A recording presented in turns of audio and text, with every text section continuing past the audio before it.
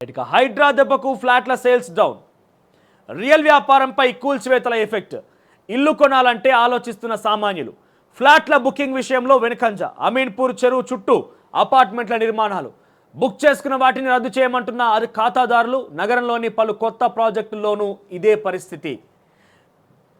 ఇక ఇవన్నీ డీటెయిల్స్ కూడా సెకండ్ పేజీలో ఒకసారి చూద్దాం మనం. ఈ కారణానికి సంబంధించి మాట్లాడిన ఆటలు కావచ్చు, కేటీఆర్ కావచ్చు, ఇవన్నీ కూడా. ఇక హైడ్రా ఈ పేరు ఇప్పుడు తెలంగాణలోనే కాకుండా ఏపీలోనూ మారుమోగిపోతోంది. ఈ పేరు వింటేనే అక్రమార్కుల గుండెల్లో రైలు పరిగెడుతున్నాయి. జిహెచ్ఎంసీ పరిధిలోని చెరువులు, నాలలపైన అక్రమ నిర్మాణాలపై హైడ్రా ఉక్కుపాదం మోపుతున్న సంగతి తెలిసిందే. ఎఫ్టీఎల్ బఫర్ జోన్లోని నాలాలు, కుట్టలను ఆక్రమించి నిర్మించినటువంటి అక్రమ కట్టడాలను ఎక్కడికక్కడ నిలమట్టం చేస్తోంది. సో దీంతో హైడ్రా వల్ల మొత్తం కూడా ఆగమైపోతుంది. అటు ఇక హైడ్రాకి కొత్త పవర్స్ వచ్చినాయి. హైడ్రాకున్న పవర్స్ ఏంటంటే హైడ్రాకి పూర్తిగా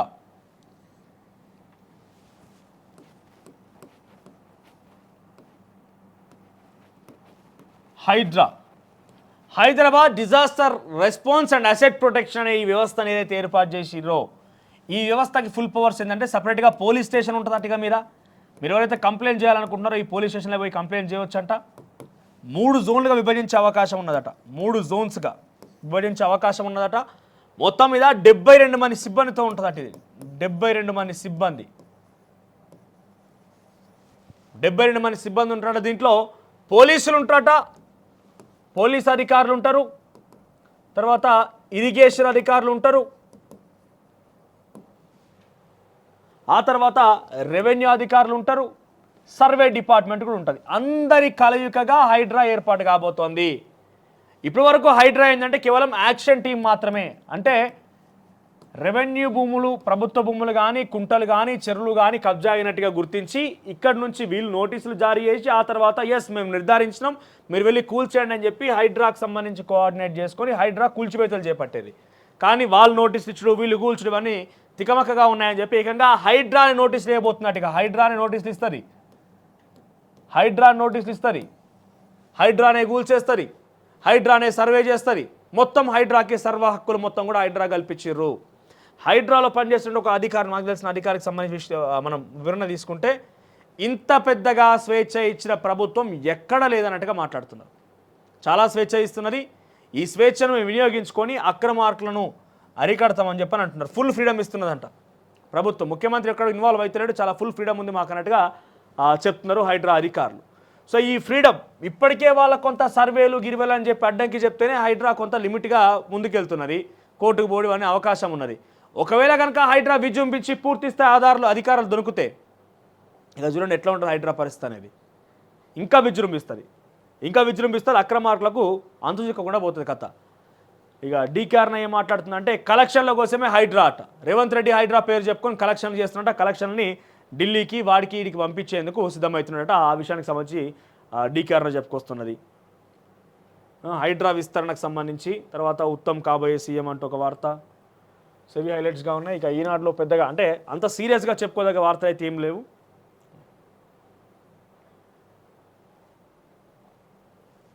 ఇక ఆంధ్రవతి విషయానికి వస్తే రైట్, హిమాయత్ సాగర్కు హైడ్రా బుల్డోజర్లు. ఎఫ్టీఎల్ బఫర్ జోన్పై 1-2 రోజుల్లో స్పష్టత. 2-3 రోజుల్లో నివేదిక రాబోతుందట. ఆ తర్వాత చర్యలు తీసుకోబోతున్నారట. ఇక సర్కారు ఆదేశాల మేరకు నీటిపారుదల శాఖ, వాటర్ బోర్డు సర్వే. 10 అక్రమ నిర్మాణాల గుర్తింపు, వాటిలో ఎమ్మెల్యే సహా ప్రముఖ అతిథుల గృహాలు. ఇక జన్వాడ ఫామ్ హౌస్పై ఆర్డీఓకు సర్వేయర్ల నివేదిక. ఫిర్యాదు వచ్చిన 48 గంటల్లోపే నేలమట్టం.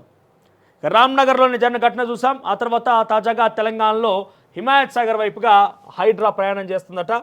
సో డీటెయిల్స్ చూస్తే కనుక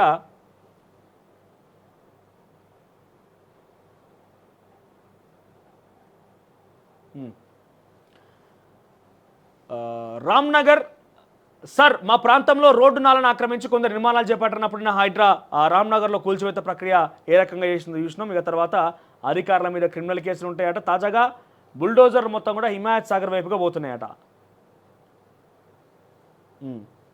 ఇక్కడ వాటర్ బోర్డు, నీటిపారుదల శాఖ,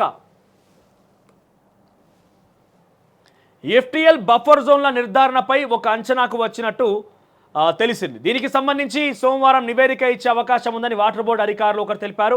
10 నిర్మాణాల వరకు FTL బఫర్ జోన్లో ఉన్నట్టు గుర్తించారని ప్రాథమికంగా సమాచారం. ఇందులో 6 భవనాలు కాగా మిగతావి ప్రహారీ గోడలు, తాత్కాలిక నిర్మాణాలుగా సమాచారం. అధికార పార్టీకి చెందిన ఓ ఎమ్మెల్యే, రాజకీయ నేతల, సినీ ప్రముఖుల నిర్మాణాలు ఉన్నట్టు తెలిసింది. ఆ నివేదిక ఆధారంగా హైడ్రా తదుపరి చర్యలు తీసుకోనుంది.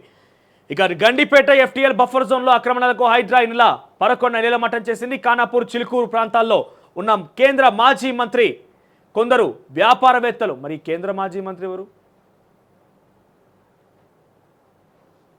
అధికార పార్టీ ఎమ్మెల్యేనంట, కేంద్ర మాజీ మంత్రి. ఇక్కడ మనం టిక్ చేసుకుందాం ఇది ఒకసారి.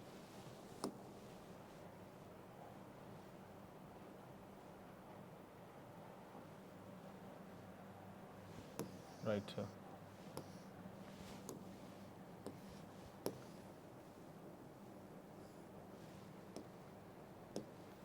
అధికార పార్టీకి చెందిన ఒక ఎమ్మెల్యే, సినీ ప్రముఖుల నిర్మాణాలు ఉన్నాయట. తర్వాత కేంద్ర మంత్రి అంట.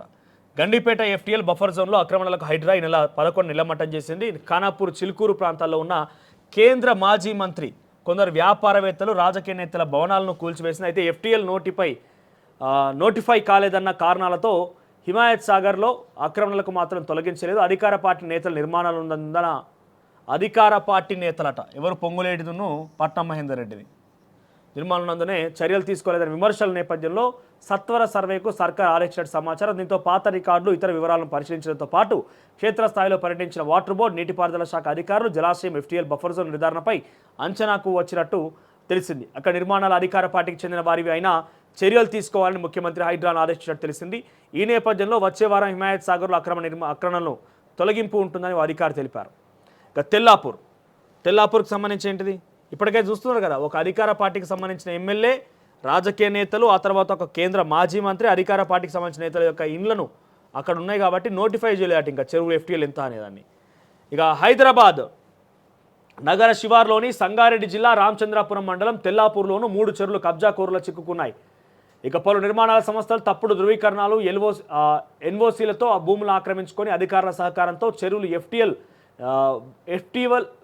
FTL పరిధిలో దర్జాగా నిర్మాణాలు చేపట్టాయి. కాలువలు పూడ్చివేసి కాలువల దిశను తమకు అనుకూలంగా మార్చుకొని బాక్స్ కల్వర్ట్లను నిర్మించుకున్నాయి. దీంతో వరద కాలువలకు స్వేచ్ఛగా చెరువులోకి ప్రవహించే అవకాశం లేకుండా పోయింది. ఈ నేపథ్యంలో చెరువుల పరిరక్షణకు గ్రామంలోని పర్యావరణ ప్రేమికులు పలు ఉద్యమాలు చేశారు. అయినా అక్రమార్కుల అధికారులు పట్టించుకోకపోవడంతో నేషనల్ గ్రీన్ ట్రిబ్యునల్ సైతం ఆశ్రయించారు. చెరువులపై భాగంలో ఎటువంటి నిర్మాణాలకు అనుమతి ఇవ్వద్దంటూ NGTని ప్రభుత్వాన్ని ఆదేశించింది. ఇక దీంతో బిల్డర్ నిర్మాణాలు చేపట్టడానికి సాహసించలేదు. కానీ కొందరు FTL పరిధిలో నిర్మాణాలు చేపట్టారు. దీంతో NGT న్యాయమూర్తుల బృందం స్థానిక తహసీల్దార్, municipality commissioner, irrigation, HMDA, lake protection cell అధికారులతో కలిసి చెరువులను పరిశీలించింది. అక్కడ మేళ్ల చెరువు పైభాగంలో ఒక నిర్మాణ సంస్థ 32 అంతస్తుల భవనాన్ని చూసి ఒక న్యాయమూర్తి ఆగ్రహం వ్యక్తం చేశారు. చెరువులో ఇంత పెద్ద భవనం కంటికి కనిపించడం లేదా అని మండిపడ్డారు కూడా. వెంటనే దాన్ని కూల్చివేయాలని ఆదేశించిన ఆయన అధికారులు స్పందించలేదు. తెల్లాపూర్, సంగారెడ్డి జిల్లా కేటీఆర్ ఫామ్ హౌస్పై నివేదిక సిద్ధం. RDOకు అందించిన సర్వేయర్లు. బీఆర్ఎస్ కార్యనిర్వాహక అధ్యక్షుడికి సంబంధించి ఆ FTL పరిధిలో ఉందా లేదా, నాలాకు సంబంధించి, ఫిరంగి నాలాకు సంబంధించి ఆ FTLలో ఉందా, ఇవన్నీ ఫైనల్ సర్వేని చేసి RDOకు అందించారట. 1-2 రోజుల్లో చెప్తున్నారు. కానీ ఇవాళ రేపట్ల కథం అది అక్కడ కట్ చేసే అవకాశం, చెక్ పెట్టే అవకాశం ఎక్కువగా ఉన్నది. ఇక ఇది ఆంధ్రజ్యోతిలో మెయిన్గా ఉన్నాయి. పెద్దగా విశ్లేషించదగ్గ వార్త అయితే ఏం లేవు.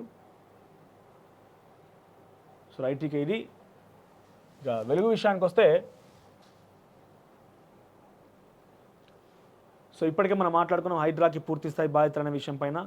బండి సంజయ్ ఆగ్రహం అయిండు కాంగ్రెస్ పార్టీ మీద. ఓబైఎస్ ఇది కూల్చరా అని చెప్పి. ఇది వెలుగుకు సంబంధించిన అంశం. ఒక నమస్తే తెలంగాణ కూడా పెద్దగా చెప్పుకోదగ్గ వార్తలు అంతగా ఏం లేదు. కాబట్టి నమస్తే తెలంగాణ గురించి ఎంత చెప్పుకోవాలో చెప్పుకున్నాం. KGF లెవెల్ ఎలివేషన్ ఇచ్చేసినాం ఆల్రెడీ. రైట్, ఇక ఇది ఈరోజు గుడ్ మార్నింగ్ తెలంగాణకు సంబంధించి హైలైట్స్గా ఉన్నాయి. సో మొత్తం మీద హైడ్రా ఎటువంటి ఉక్కుపాదం మోపబోతోంది, చార్మిలు హైడ్రా ఏ రకంగా ఉప్పుపాదం మోపబోతోంది, అక్రమార్కుల యొక్క గుండెల్లో ఏ రకంగా రైళ్లు పరిగెత్తిస్తోంది అనేది చాలా క్లియర్గా అర్థమవుతోంది. ఇప్పటికే రెవెన్యూ, ఇరిగేషన్ అధికారులు పూర్తి స్థాయిలో నోటీసులు జారీ చేసి ఆ తర్వాత హైడ్రాకి ఇచ్చి హైడ్రా చేత కూల్చివేత ప్రక్రియ కొనసాగిస్తున్నారు. కానీ తాజాగా హైడ్రాకే పూర్తి స్థాయి బాధ్యతలు కట్టబెడితే ఎటువంటి ప్రక్రియ ఉండబోతోంది, ఎటువంటి విషయాల్లో చూడబోతున్నాం. ఎటువంటి పవర్స్ని హైడ్రా వినియోగించి తన ఫ్రీడమ్ని వినియోగించుకోబోతుంది మాత్రం చూడాల్సిన అవసరం అయితే ఉంది. సో మరోవైపు కేసీఆర్ కూడా రంగంలోకి దిగబోతున్నారట. కేసీఆర్ కార్నర్ మీటింగులు, సభలు, సమావేశాలతో బరిలో దిగబోతున్నారట. ఇవన్నీ అంశాలు కూడా చూస్తున్నాం. సో ఇంకొక ఇంట్రెస్టింగ్ విషయం ఏంటంటే మనకు హైదరాబాద్లో ఉన్న ఐఏఎస్ అధికారులకు సంబంధించి హైదరాబాద్ కలెక్టర్ అభిషేక దురిశెట్టి అనే పేరుతో ఉంది. ఆయన కావచ్చు, అమరాపల్లి కావచ్చు, అందరూ అధికారులు ఉన్నారు. కాబట్టి ఈ అధికారులు అందరూ ఉండగానే ఒక ఐపీఎస్ అధికారికి హైడ్రాగా సంబంధించి బాధ్యతలు చేపట్టి ఆయనను పూర్తి స్థాయిలో ప్రభుత్వం పూర్తి స్వేచ్ఛ ఇచ్చి ముందుకు తీసుకెళ్తోంది. గతంలోనే మా అందరికి కనుక అధికారులు ఇచ్చి ఉంటే ఈ పరిస్థితి వచ్చేగానంటగా ఐఏఎస్లు ఫీల్ అవుతున్నారంట. రంగనాథ్కి ఈ పూర్తి స్థాయి బాధ్యతలు ఇవ్వడంతో ఐఏఎస్ ఫీల్ అవుతున్నారంట. చూద్దాం మరి ఏం జరగబోతుంది అనేది. అసలైన తొలి వెలుగు. ఫాలో వాట్సాప్ @తొలి వెలుగు official.